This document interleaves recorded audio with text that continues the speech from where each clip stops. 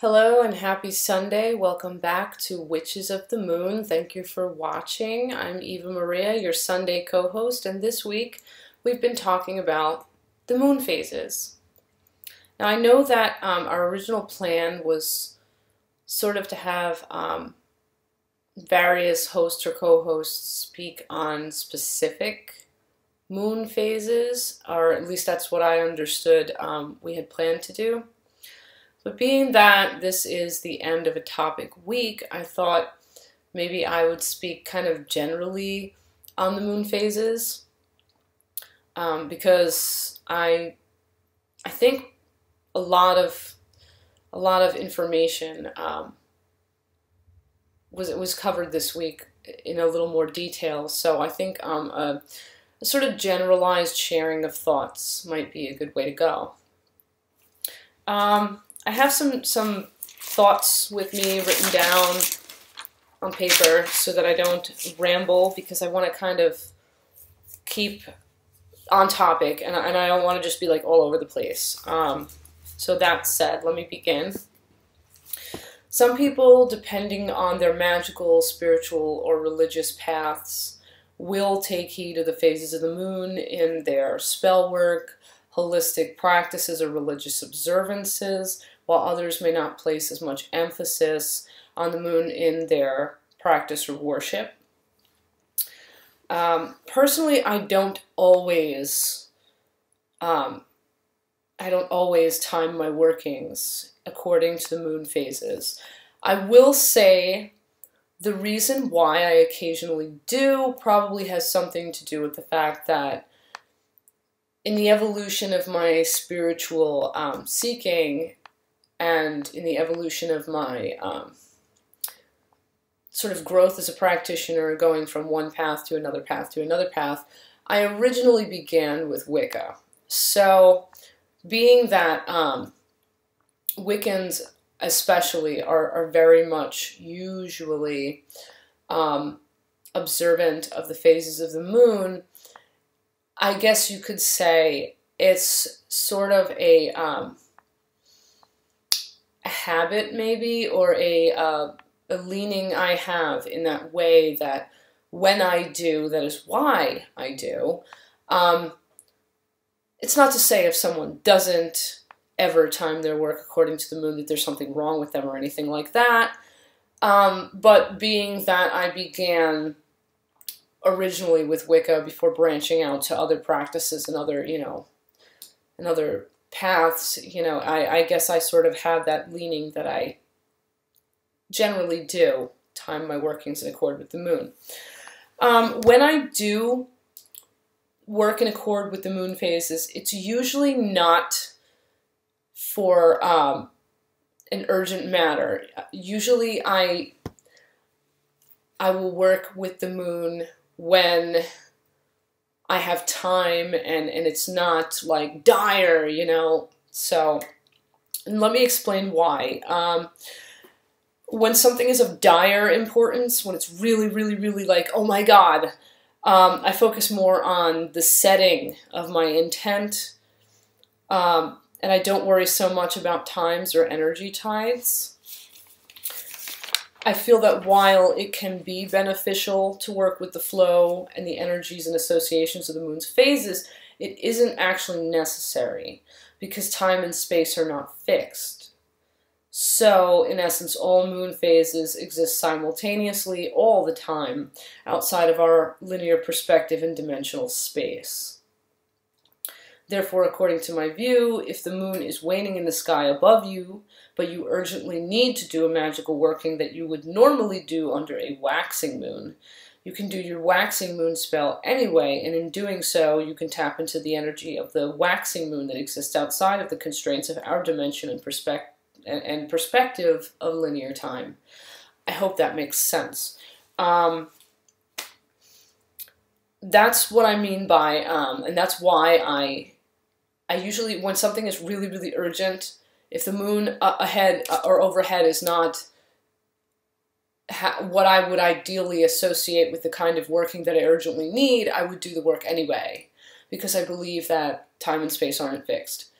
Somewhere outside of our linear perspective of time, somewhere outside of our dimensional space, the moon phase that I need exists. It is there. So I just work what I need to work. And I don't focus so much on that. I focus more on the intent. When I have more time, or it's not as urgent, then, you know, I like to generally work with the phases of the moon.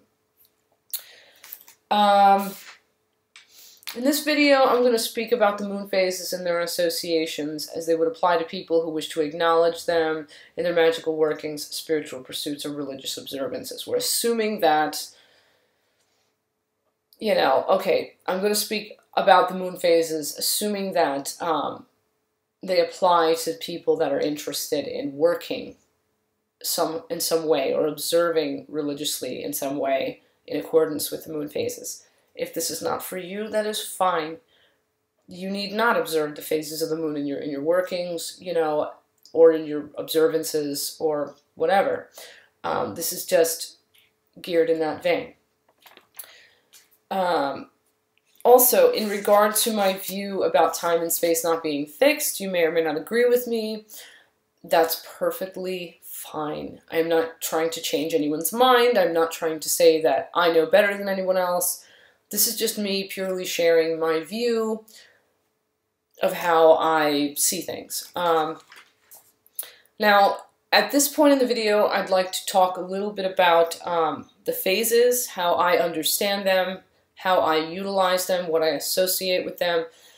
And if some of this is a bit elementary, please forgive me. The reason why I am speaking about, or I'm going to speak about the moon phases in a sort of elementary way to a degree, is because we should acknowledge that there are among us some people that are just beginning their journeys into alternative faith or practice, and maybe some among us don't know as much, you know, yet about the moon phases. So if you're a little advanced on your journey, I'm not speaking to you like you're stupid, and I'm not, you know, I'm not talking down, you know what I mean? I'm speaking about this in a way that, for those among us who are just starting out, it'll be a little simplified, it'll make a little more sense.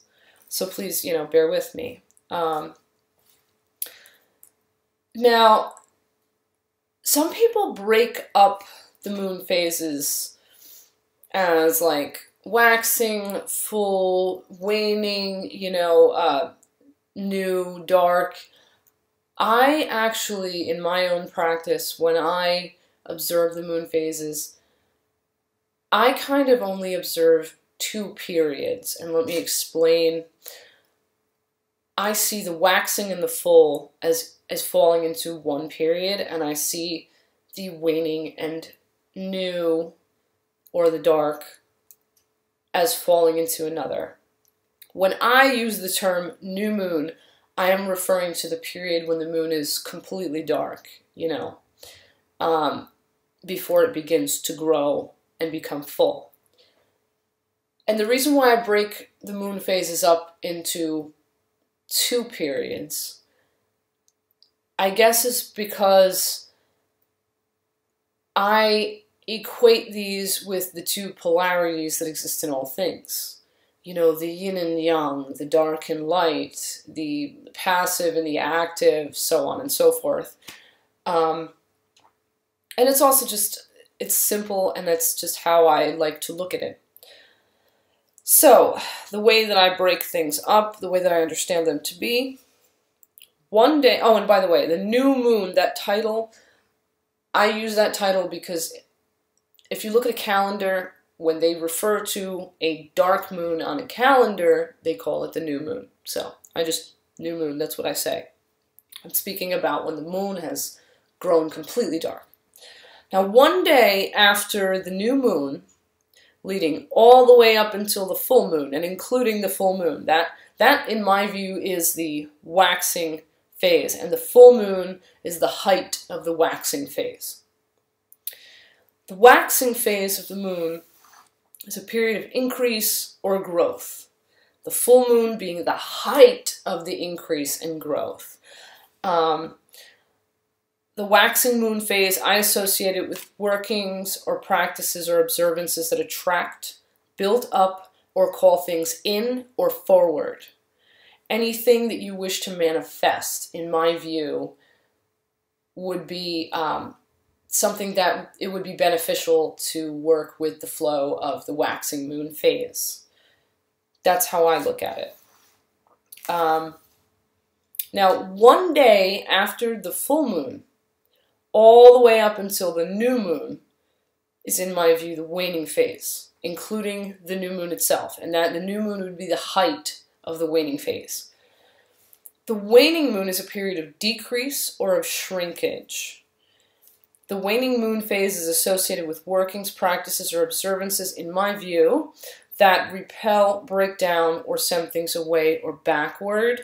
In my view, the waning moon phase is a time that would be beneficial to work any kind of works or practices or observances that, you know, have to do with things you wish to be rid of, things that you wish to send away from you or repel or remove from your life. Excuse me. With that said, I will also add that, let's say you're planning to do a work that ideally would fall under a waxing or full sort of moon. But let's say the moon phase is opposite of that. Let's say it's waning, or let's say it's new. And it's not so much an urgent matter, but you really were planning on doing something that, you know, falls under the moon phase that is not currently going on. Well, I believe that you should use the moon phases to your advantage.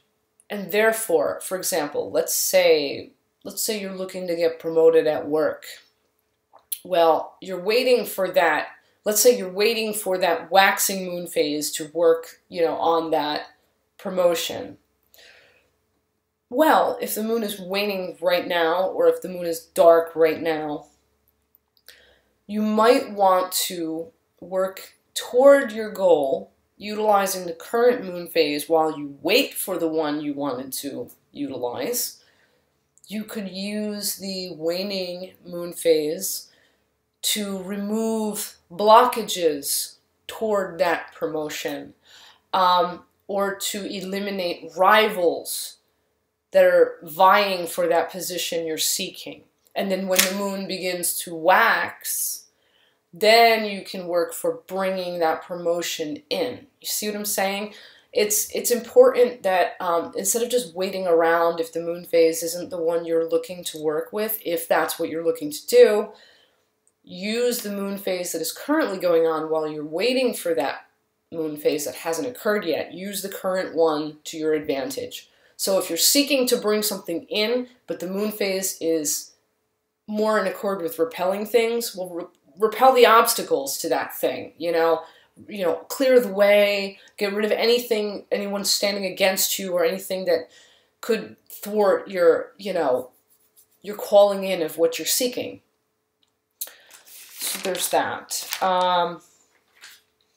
I also want to touch briefly on how I view lunar eclipses, the blood moons or supermoons, and blue moons.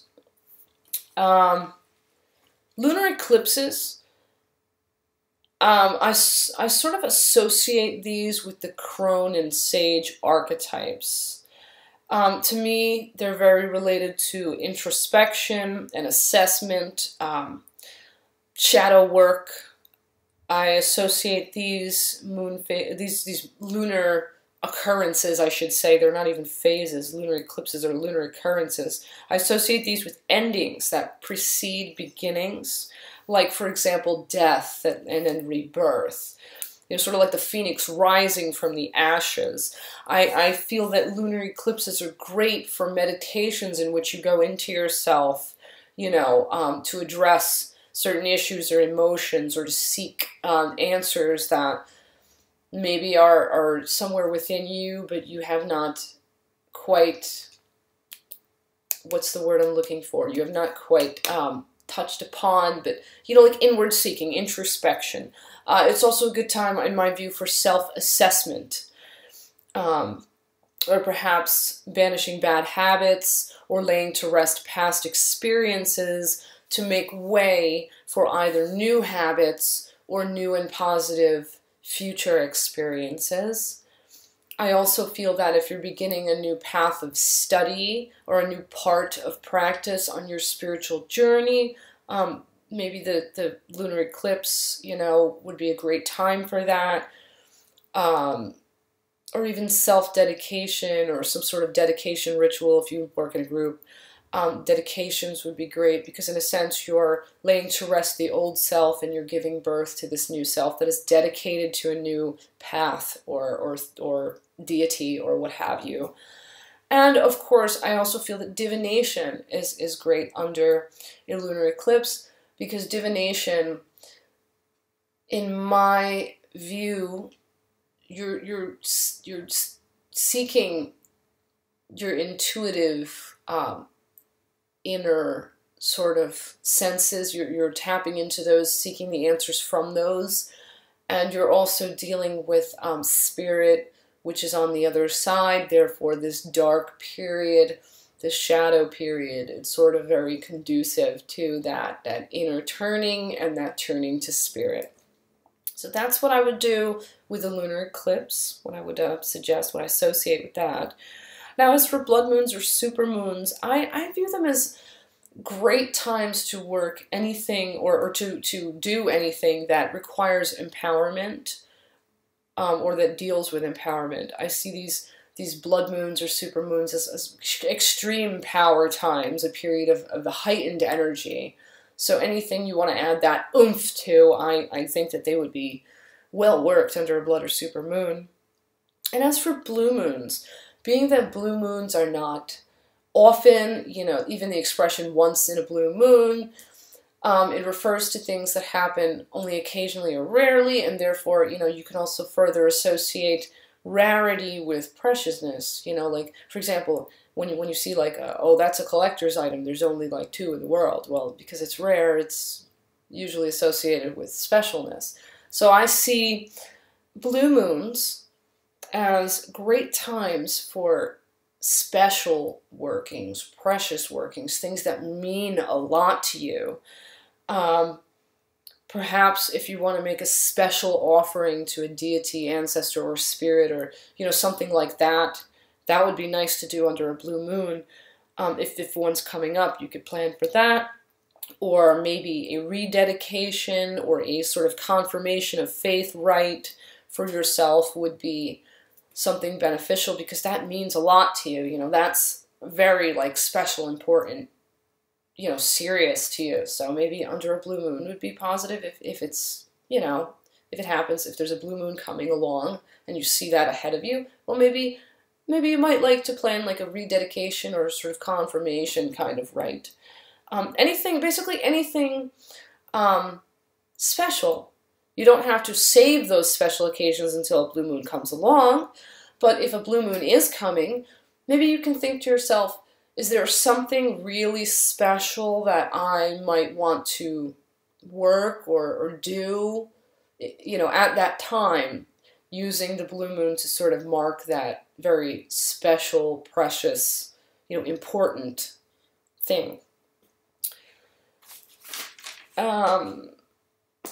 Okay, another thought that I wrote down that I want to mention, I won't go into it in grave detail here because I'm going to be honest, I am not deeply schooled in the subject, but I am aware that there are Celtic lunar moon months associated with like sacred energies. I think particularly they're associated with sacred energy, with energies of sacred trees. And these lunar moon months, that they're another way of working in accord with the moon. This isn't exactly moon phases, but they're periods of lunar energies, as the Celts view them. So if you're interested in working in a sort of Celtic vein of practice, you might want to, if you haven't already, you know, research a little bit about the Celtic lunar moon months, you know, and the energies of their sacred trees.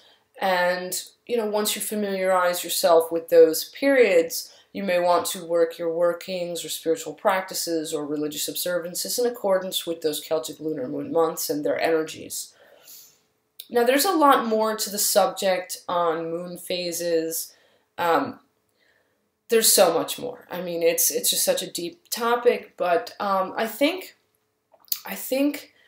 I've touched upon a good amount of at least preliminary or introductory information for those among us who might be just starting out, might not know maybe as much as others of us, but you know, I hope I brought something beneficial to the table here. I'm going to be linking some videos with some further information that deal with the moon and the moon phases in the description box, so please be sure to check that out.